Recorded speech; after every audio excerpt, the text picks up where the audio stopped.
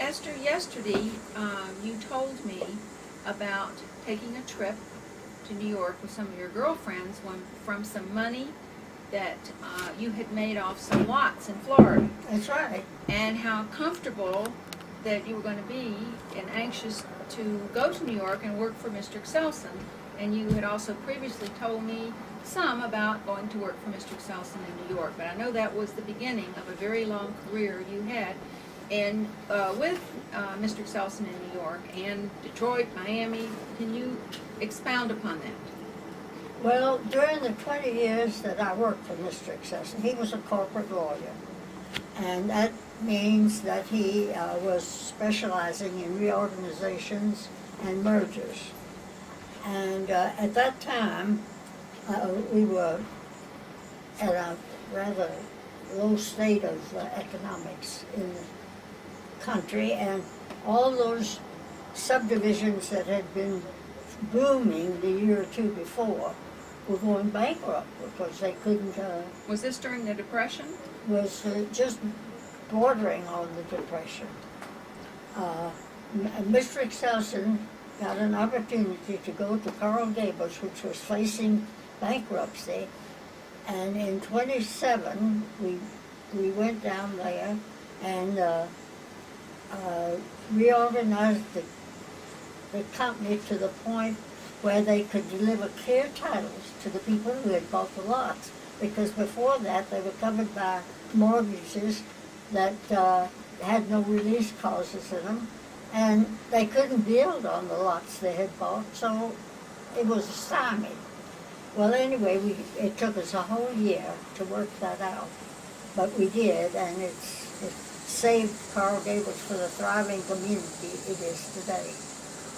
Now, in the meantime, Irene had joined me in New York and was living in a place called the Girls Friendly Place for working girls in New York City.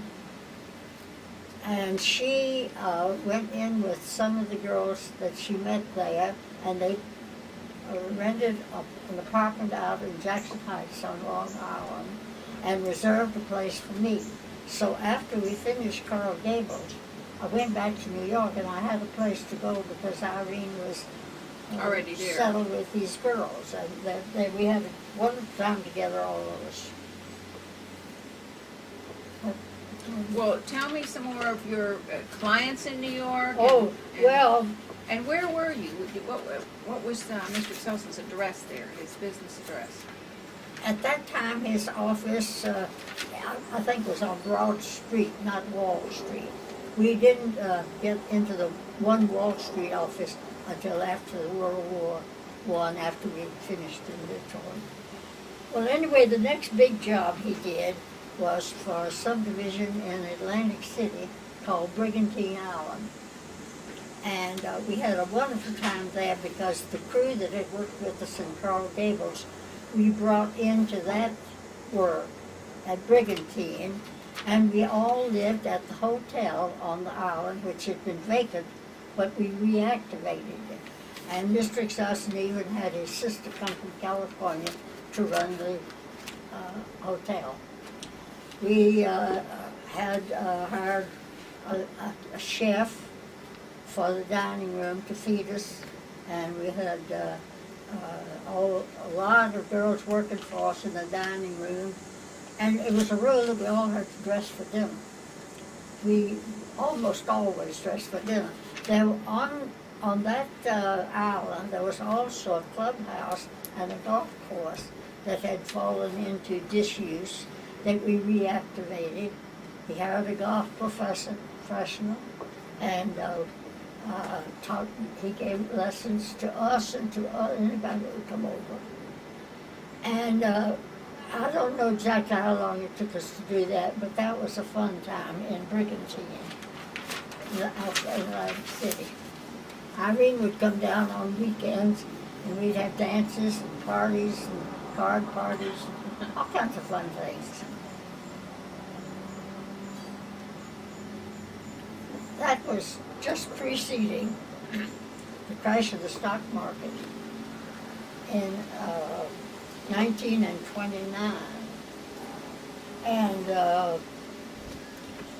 at that time, Irene had been working for Mr. Sussman, but she had made contact with a Greek shipping captain who formed a company, the Sword Line, and took Irene over to work with him. Then the next deployment Mr. Selson had was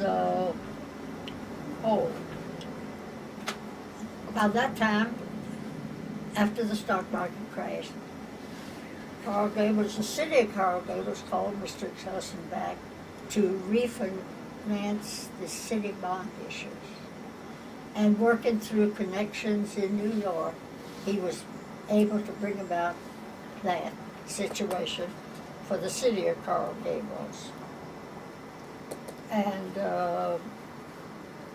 Now, did you have to go back down to Miami area for that? no, oh yes, we did. We went to that. And after he finished that, being in Miami, he got interested in a situation with some scientists who had a formula for some insecticide. And it was made from the ricin in castor beans. And he brought these scientists down and set them up in a little laboratory there. And Irene came down and grew a crop of castor beans to get this ricin out to make, this turned out to be a flop. Where did this happen? Was this in Miami? Miami, out of Miami, yeah. Ask that question. When did he, I know he worked with Garwood. Well, When did he yeah, involve him? Garwood was, actually, he was associated with Garwood in this scientific work to develop The castor beans? the castor beans into an insecticide, not only for crops, but maybe for war use. And then it was about that time that the Japs bombed Pearl Harbor. That was in December 1941. And Mr. Wood, who had been working with him on this castor bean project, employed him to come to Detroit and list his stock at Garwood Industries on the stock exchange and liquidate his holdings in the company. And that's how we happened to leave Miami right after Pearl Harbor and go to Detroit, where we spent the next 4 war years, doing just that. And of course we were back and forth to New York all the time, because in order to list this on the stock exchange, it involved a lot of work with the SEC and the underwriters there that underwrote his stock. So we finished that. Who did you meet in Detroit that has become a lifelong friend? I met Helen, and she is still my lifelong friend. She was engaged to a cousin of mine. She was very young, only 18. And after considering their engagement, she broke it because she just didn't think that was the right one for her. And in the meantime, she thought that maybe that would spoil our relationship because I had gotten attached to her. But it didn't. I actually congratulated her. I didn't think it was the right one for her either. So she met somebody else and married him, but they broke up their engagement.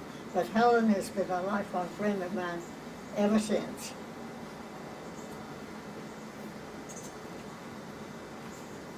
Honey, you got a question?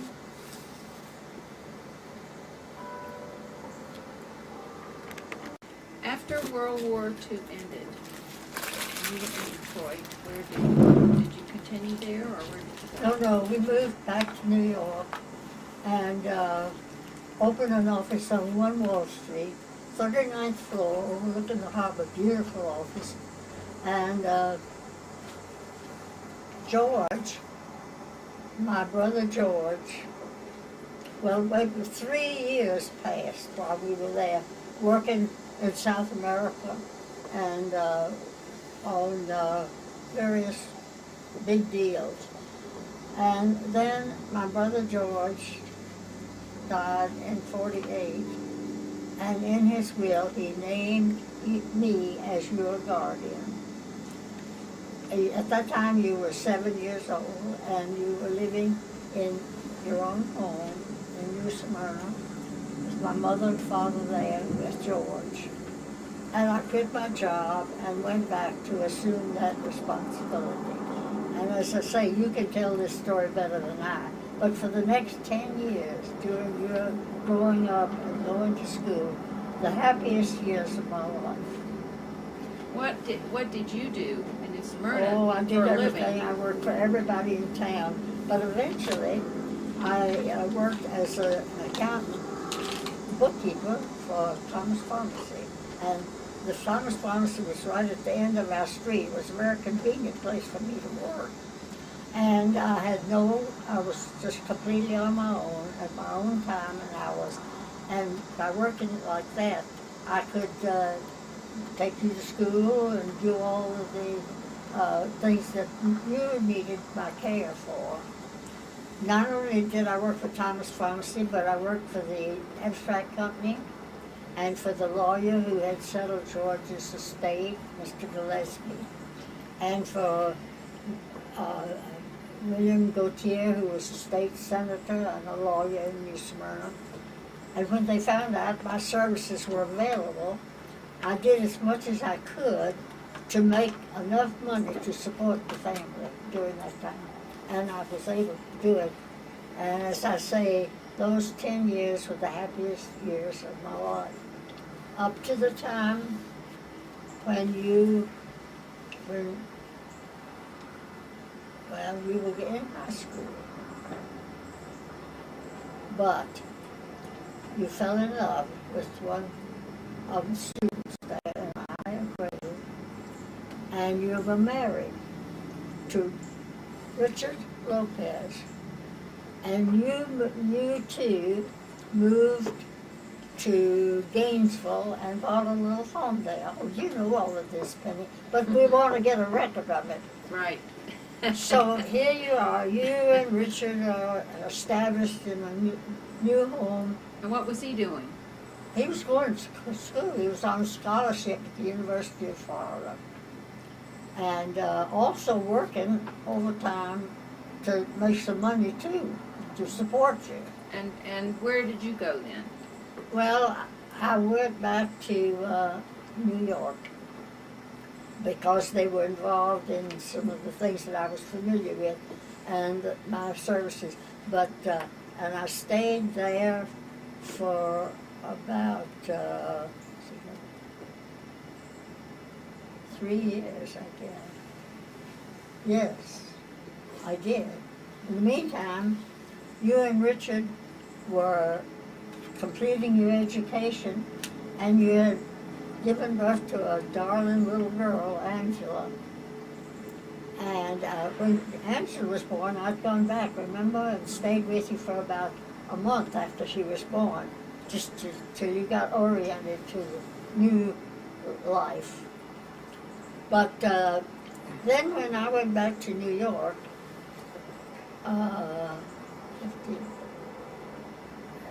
my father had died in 51, yes.